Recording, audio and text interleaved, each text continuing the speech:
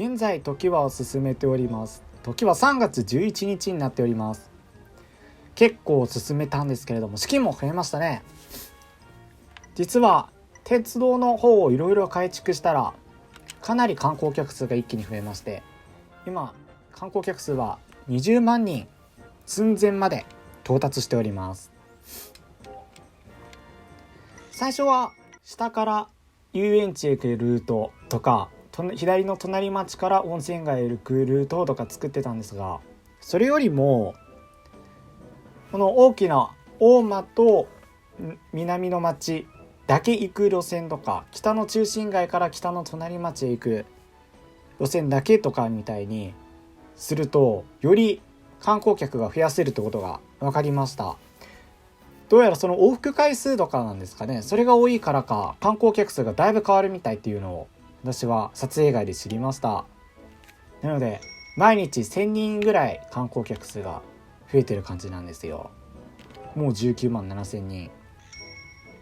ここの目標達成まであと少し。そして売上の方ももちろん今はプラスになってますよ。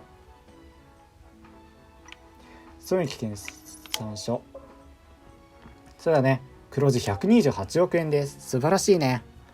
お金も貯めてもう手をつける必要はほぼないと思うんで、それで株式公開したら今回シナリオクリアになるんじゃないかと思います。クリアまでおめでとうございます。年間観光客数20万人達成しました。社長、薄山町の観光客数20万人達成しました。今テレビや雑誌でもイベリアランドが注目のスポットとして取り上げられているそうです。これだけたくさんのお客様がこの地域に訪れてくださったかと思うと感無量ですね。ということで、まず観光客数20万人超えました。ありがとうございます。ではあとは決算と株式公開を待つだけです。今期は黒字決算となりました。ありがとうございます。これでもうプランで2年連続黒字達成しました。社長、無事に黒字2年連続を達成できましたね。ちなみに残る株式公開の条件は総資産と利益剰余金を一定以上保有することですね。プランの株式公開で必要な資産と利益剰余金を一度確認してみてはどうでしょうか。残りの条件を達成する前に赤字転落なんてことがないよう気を引き締めていきましょう。そうだね、プランを見ましょう。プラン、結構お金もあるから剰余金も大丈夫だと思うんですが、何でしょう。大丈夫そうです。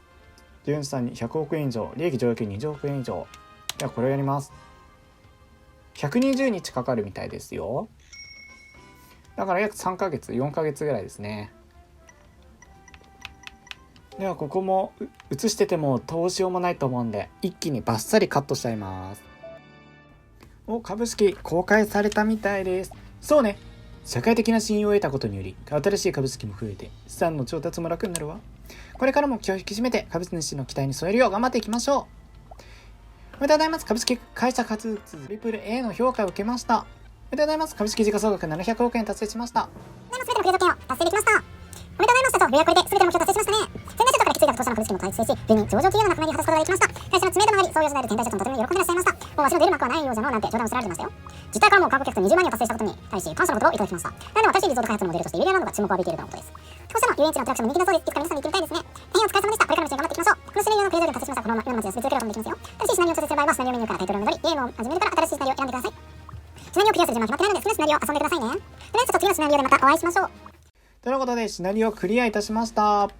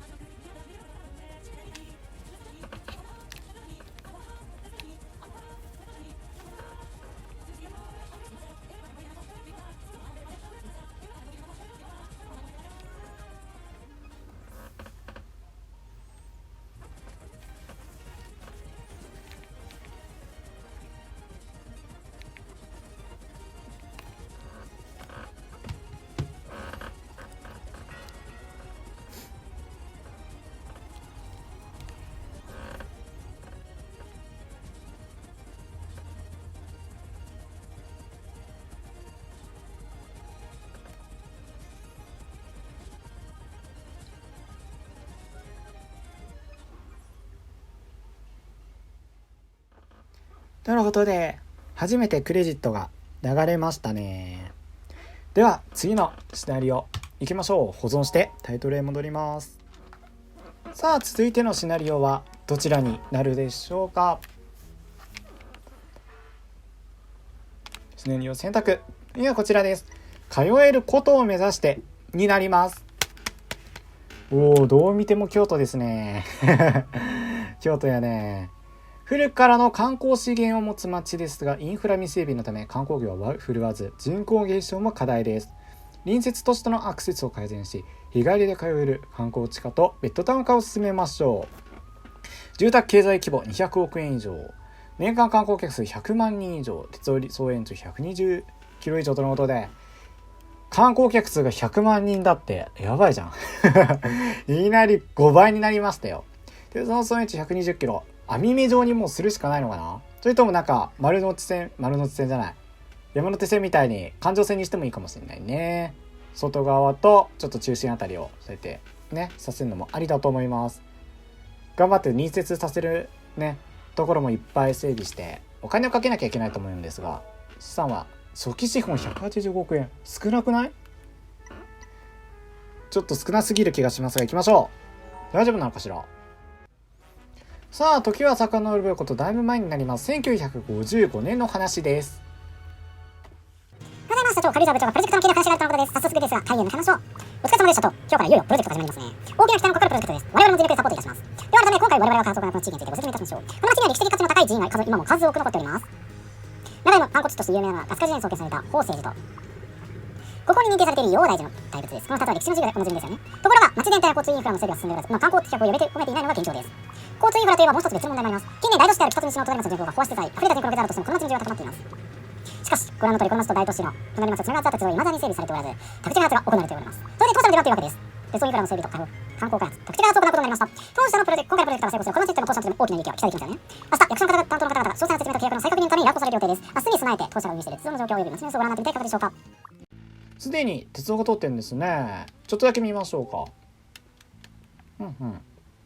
こっからビーッと伸びてます。伸びてくれてるのは嬉しいけど単線なんですね。私がさっき言った山手線みたいにしたいっつってのはこうやってぐるーってするルートなんですが、真ん中に山がありますね。山のさらに外側も通れればいいのかなみたいな感じ。でかいね。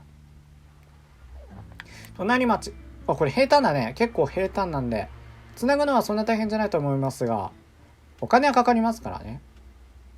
よく考えなければならないと思います。では進みましょうか。町の観光名所を更新しました。多くの観光客が訪れるよう積極的に広報してまいります。お願いします。社長、自治体の方がお見えになりました。ご案内いたしますね。皆さん久しぶりです。都市計画課の動画です。ご無沙汰しております。観光課の瀬戸内です。いやー、お待ちしておりました。どうもさん、瀬戸さん、土を二人が担当なされると思うので、まず肩に力入れてしまいますが、大事な打ち合わせながらお二人は許しなさい。お二人とも今回もよろしくお願いいたしますね。それでは早速本題に移りますが、当日ではプロジェクトの課題について確認いたしましょう。この町は現在近郊の大都市の受け隣として住宅地の需要が伸びてきています。ですのでこれを機に都市計画課のでもこれまで以上に宅地開発を行っていきたいと考えていますわ。また都市でのこの地域を結ぶ鉄道インフラの整備も必要不可欠ですので、合わせてご対応いただきたいとも考えております。では続いて観光資源について瀬戸内からご説明いたします。当市は法政寺、陽大寺などを筆頭に歴史的価値の高い観光資源が豊富にありながらも現状は自由までの観光ルートがなく板手となっております。ですが宅地開発を行う過程で大都市である近郊都市との交通の便を改定しつつ観光ルートを開設することができれば、隣町から日帰りで観光目的で訪ねてくださる方も次第に増えていくと見込んでおります。そういった事情から我々自治体としては町の発展のために交通の整備が必要だと考えておりましたので、今回のそのプロジェクトに出資させていただいております。ですので今後ともよろしくお願いいたします。お二人ともご説明ありがとうございました。本プロジェクトに自治体が参加するにあたって当社に以下の3つの条件が課されています。1つ、指定地域における住宅経済規模200億円を達成すること。2、年間観光客数100万人を達成すること。3、鉄道総延長120キロを達成すること。契約内容はそちらで間違いありませんわ。よろしくお願いいたしますね。任せておいてください。社長、ご覧の通り当社が改定しなければならない条件複数ありますが、決して不可能な条件ではないと思います。今回のプロジェクト達成を目指し頑張っていきましょう。プロジェクトが始まりましたが、これから街をどう開発していくか迷ってしまいますね。まずは観光開発なのか、それとも宅地開発なのか、特化会として何をすればいいんでしょう。町の開発方針か、それなら俺に考えがある。ぜひ社長にも聞いていただければと思います。この町と大都市で隣町をつなげる、これに続きます。まずは既存の南北の路線を北へと演習していき、用途との接続を行うことをお勧めします。なるほど、確かに隣町のアクセスを良くしないと観光客も町を訪れにくいし、住民の通勤通学も大変ですもんね。その上、町の中心から観光名所に向かう路線を拡張し、衛星や駅周辺の宅地開発を行うときだ。こんな感じでいかがでしょうか。ぜひ丸切りご検討いただければと思います。なるほど、いろいろコメントをいただきましたが、今回はこちらで終わりたいと思います。次回はついに開発していきますよ。お金足りるかすごく不安なんですが、なんとかなるんでしょうか。ではこちらで終わりたいと思います。最後までご視聴いただきありがとうございました。よろしければチャンネル登録、高評価、そして Twitter での拡散ぜひよろしくお願いいたします。